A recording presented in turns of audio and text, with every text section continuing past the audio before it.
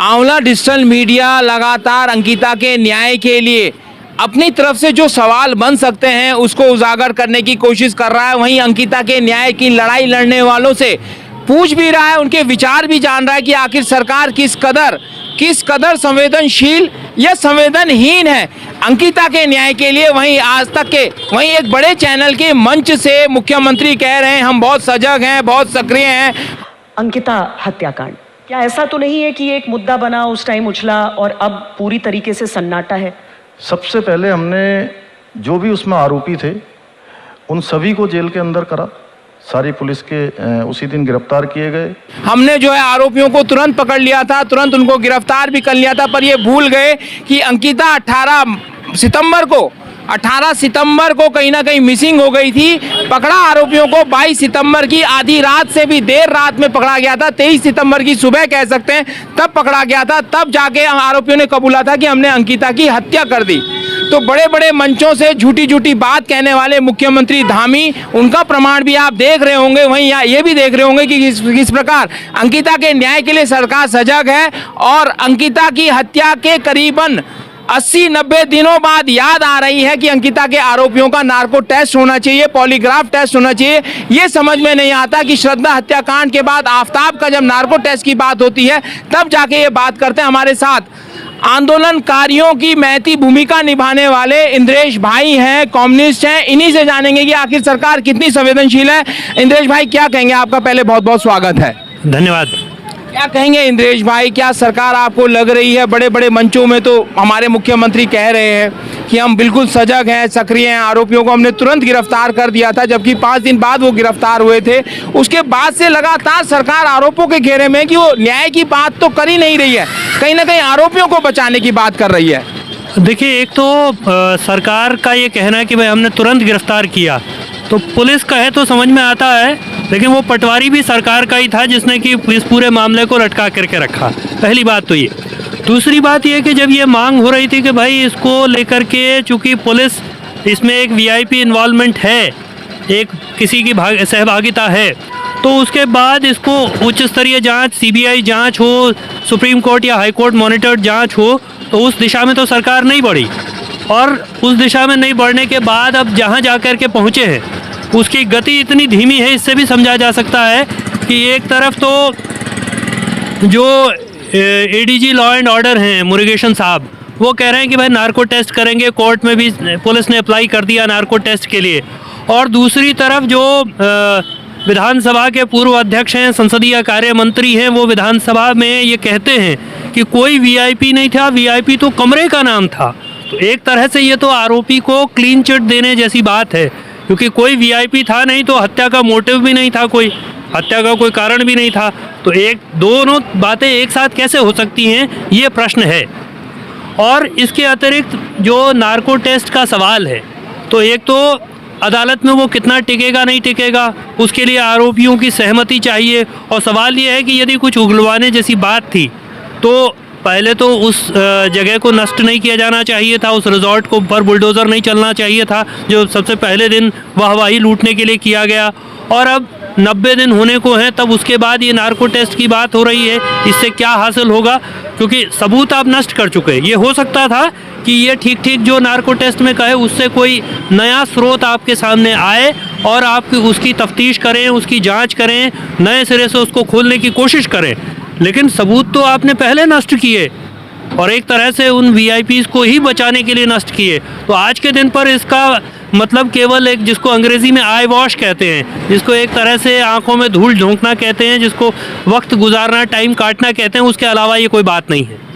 इंद्रेश भाई, एक और सवाल, हम कल चर्चा जब कर रहे थे राज्य महिला आंदोलनकारी से, वहीं से बीच में एक सवाल भी उठा था कि जो नार्को टेस्ट है उसकी वैलिडिटी कोर्ट में नहीं होती, लेकिन उसके माध्यम से जो स्रोत मिले हैं, जब उस स्रोत की जांच की जाती है वो सरकार जो है रख सकती है अदालत में। तो उनके प्रमाणों के आधार पर कहीं ना कहीं आरोपों के खिलाफ जो है कार्रवाई बनती भी है। तो आप क्या मानते हैं, इस नार्को टेस्ट से क्या हो सकता था, क्या होना चाहिए था, नहीं हो पाएगा? देखिए, ये तो इसमें जितनी देर हुई है, तो उस देर होने के बाद तो इसका कोई अर्थ नहीं है। और जैसा मैं पहले कह चुका कि अगर आपको सबूत इकट्ठा करने थे तो पुलिस को वहां जाकर के सबसे पहले वहां बुलडोज़र नहीं चलाना चाहिए था। तो सबूतों पर बुलडोज़र चला, 2 बार आग लग गई, आज के दिन पर भी इस बात का कोई जवाब, कोई एक्सप्लेनेशन कहीं से नहीं है कि एक सील रिजॉर्ट में आग कैसे लगी। और दूसरी बार जब दोबारा आग लगी वो तो बहुत ही हास्यास्पद है। आप कह रहे हैं कि भाई वो इन्वर्टर से आग लग गई 40 दिन के बाद, तो इससे समझ में आता है कि इरादा क्या है। तो इसलिए ये आज के दिन पर इस नार्को टेस्ट का, सिवाय इसके कि थोड़ा वक्त और निकलेगा, कुछ दिन सुर्खियां और बनेंगी, उससे ज़्यादा इससे कुछ हासिल होने वाला नहीं है। इंद्रेश भाई, एक बहुत बड़ा सवाल भी ये पैदा हुआ कि जब सरकार जांच की प्रक्रिया में थी तो संसदीय कार्य मंत्री को क्या इतनी उत्तेजना हुई, क्या उतना जल्दबाजी हुई कि सीधे बोल दिया गया कि वीआईपी कोई है ही नहीं, वीआईपी तो कमरा है। यानी जब जांच में चल रही है कोई चीजें तो आप अपनी तरफ से पहले ही क्यों प्रमाण के साथ रख दे रहे हैं कि वीआईपी कमरा है, कोई व्यक्ति विशेष नहीं है? इसमें सरकार की जल्दबाजी आपको दिखाई देती है? नहीं, संसदीय कार्य मंत्री बोल रहे हैं, वो सबसे महत्वपूर्ण मंत्री हैं। संसदीय कार्य के मंत्री हैं, वित्त के मंत्री हैं, शहरी विकास के मंत्री हैं। तो वो अगर विधानसभा में ये कह रहे हैं, ये कहीं और नहीं कहा गया, ये विधानसभा में कहा गया, तो सरकार की तरफ से ये कहा गया कि वीआईपी कोई व्यक्ति नहीं है, वीआईपी कमरा है। इसका मतलब क्या है? इसका मतलब है कि जो कहा जा रहा है कि भाई वहाँ वीआईपी के लिए हत्या हुई, तो हत्या का मोटिव खत्म हो गया कि हत्या किस कारण हुई, वो कारण तो खत्म हो गया। दूसरा, जो ये कहा जा रहा है कि भाई वहाँ फ्लैश ट्रेड चलता था, वहाँ देह व्यापार चलता था, तो जैसे ही कमरे को वीआईपी घोषित किया गया, हमारा तो सवाल है कि कमरे के लिए तो देह व्यापार नहीं होगा, व्यक्ति के लिए देह व्यापार होगा।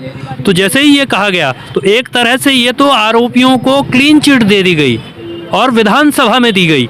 तो एक तरफ मुख्यमंत्री कहें कि हम बड़ी ठोस कार्रवाई कर रहे हैं और दूसरी तरफ संसदीय कार्य मंत्री आरोपियों को क्लीन चिट दे दें, ये दोनों एक साथ कैसे हो सकता है? दोनों एक साथ कैसे हो सकता है? एक बहुत बड़ी बात सामने आई है कि अगर आपकी कोई जांच चल रही है, आप कह रहे हैं हमारी सरकार जांच प्रक्रिया में, और आप जांच प्रक्रिया के बीच में ये बोल देते हैं कि वहाँ वीआईपी नाम का कोई शख्स नहीं आने वाला था, कमरा था, तो इससे साफ अंदेशा लग जाता है कि सरकार कहीं ना कहीं आरोपियों को बचाने के प्रयास में है। और बाद उसके नार्को टेस्ट की अगर बात हो रही है तो नार्को टेस्ट से कोई प्रमाण सामने आएंगे, उसकी वेरिफिकेशन के लिए जब जाया जाएगा तो वेरिफिकेशन करेंगे क्या?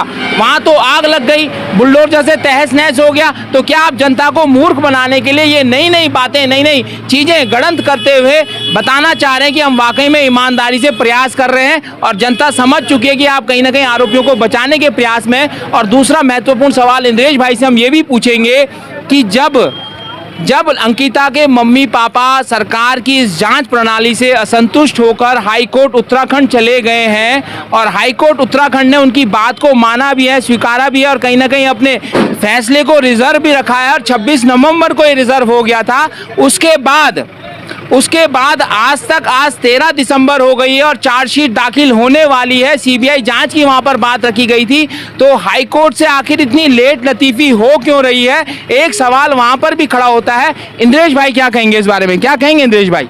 देखिए, उच्च न्यायालय लोग इस आस के साथ गए कि जो सरकार नहीं कर रही है, सरकार तो न्याय नहीं दे रही है, तो इसलिए लोग हाईकोर्ट गए, उसमें अंकिता के माता पिता भी शामिल हैं।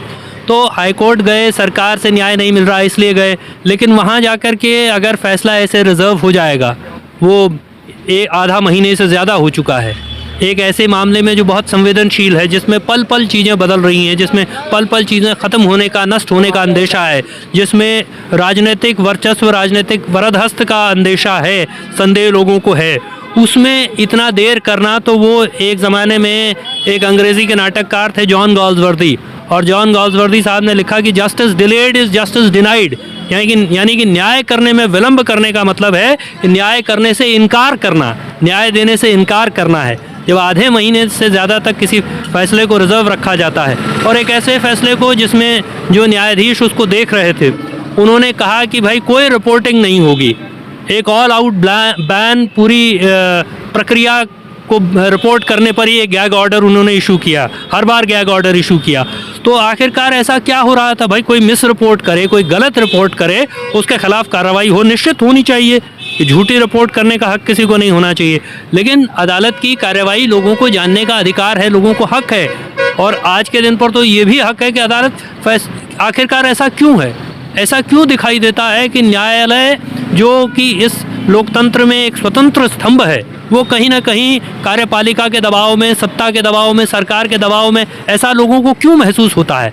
तो ये महसूस होना भी एक बात है, वो है कि नहीं है, एक अलग बात है, क्योंकि न्याय के संदर्भ में कहा जाता है कि न्याय सिर्फ होना नहीं चाहिए, न्याय होता हुआ दिखना चाहिए। तो इतने लंबे समय में न्याय होता हुआ दिख नहीं रहा है, ये बहुत गंभीर बात है। इंद्रेश भाई, वहीं एक किरण नेगी का मामला था जो इसी साल का है, जो फैसला रिजर्व कर दिया था। फरवरी 2014 का मामला था, कहीं ना कहीं फैसला रिजर्व सुप्रीम कोर्ट ने कर दिया था। उसके बाद अभी नवंबर 2022 में एक उल्टा ही फैसला दिया, जो हाई कोर्ट और जो नीचे की जो कोर्ट थी उन्होंने जो फैसला दिया था, जो हत्या आरोपियों को जो है सजाए मौत का जो फैसला दिया था, फांसी का फैसला, वो सुप्रीम कोर्ट ने तुरंत बदल दिया और रिजर्व इसी तरीके से रखा हुआ था। कहीं हाई कोर्ट की भी कहीं ऐसी मंशा आपको लग रही है कि इस तरीके से फैसले को रिजर्व रखकर जनता के पहले आक्रोश को देखा जाए, उसके बाद कुछ ऐसा फैसला लिया जाए जो जनता के हित में ना हो, या जनता जैसा सोच रही हो वैसा ना हो, जैसा अंकिता के माता पिता चाह रहे होंगे वैसा ना हो? इस तरीके से रिजर्व रखने की जो पद्धति हमें यहाँ किरण नेगी के मामले में देखने को मिली, क्या वही तो नहीं है? देखिए, इस बारे में तो बहुत ठीक कहा नहीं जा सकता, लेकिन जैसा किरण नेगी प्रकरण में हुआ, और वो बहुत बड़ी विडंबना है, सुप्रीम कोर्ट का वो फैसला भी हमने देखा, और जिस तरह से जिन सबूतों के आधार पर लोअर कोर्ट ने यानी ट्रायल कोर्ट ने और उसके बाद हाई कोर्ट ने आरोपियों को सज़ा दी, एक तरह से उससे इतर कुछ नए सवाल खड़े किए गए।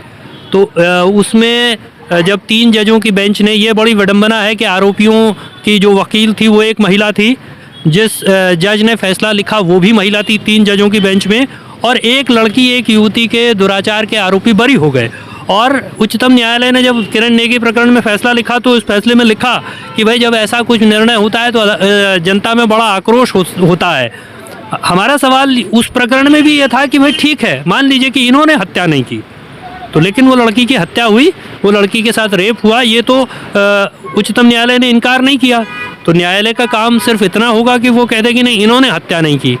तो अगर जो गलतियां, जो फ्लॉज उन्होंने निकाले, तो उसको दुरुस्त करने के लिए तो कुछ किया जाना चाहिए था, जो नहीं किया गया। तो एक तरह से यहाँ फिर न्याय देने, justice delayed is justice denied, justice was delayed and later on it was denied, है ना, उसमें देर भी हुई और फिर वो एक तरह से इनकार कर दिया गया। तो यहाँ जो इस प्रकरण में है, इस प्रकरण में तो ठीक ऐसा कह नहीं सकते, लेकिन सवाल तो ये बनेगा, सवाल तो ये उठेगा कि आखिरकार एक ऐसे मामले में जिसमें तत्काल निर्णय की ज़रूरत है, जिसमें तत्काल न्याय की ज़रूरत है, जिसमें पूरी कानूनी प्रक्रिया पूरी हो चुकी, दोनों पक्षों की बहस पूरी हो चुकी, और उसके बाद आधे महीने से ज़्यादा तक फैसला नहीं करना है, इस बात का ही तो निर्णय करना है कि सीबीआई जांच होगी कि नहीं होगी।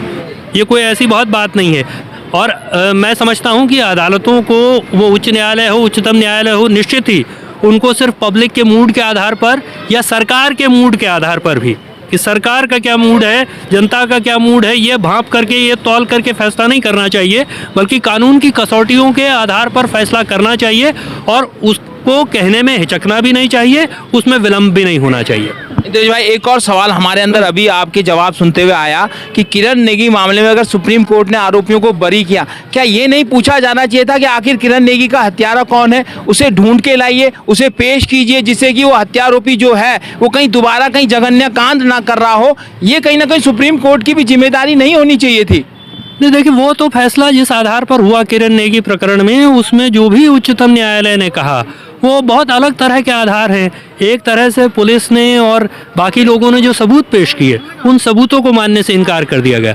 जैसे मैं एक उदाहरण आपको बताता हूं कि उच्चतम न्यायालय के फैसले में वहाँ जो प्रोसिक्यूशन है, जो अभियोजन पक्ष है, उसने कहा, उसने ये पेश किया कि भाई वो लड़की की बॉडी पर आरोपी के बाल पाए गए।